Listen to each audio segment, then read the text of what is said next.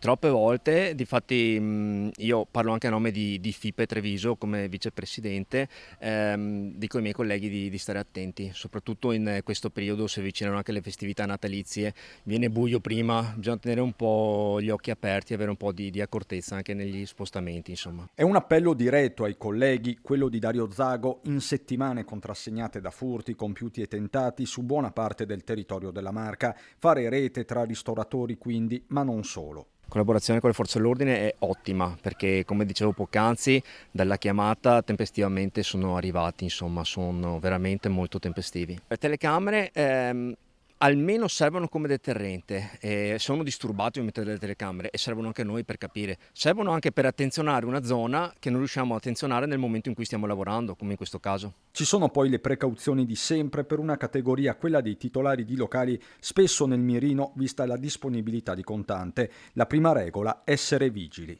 Devo essere sincero, io la sera quando vado a casa o quando mi muovo, finisco il servizio, mi guardo sempre bene attorno.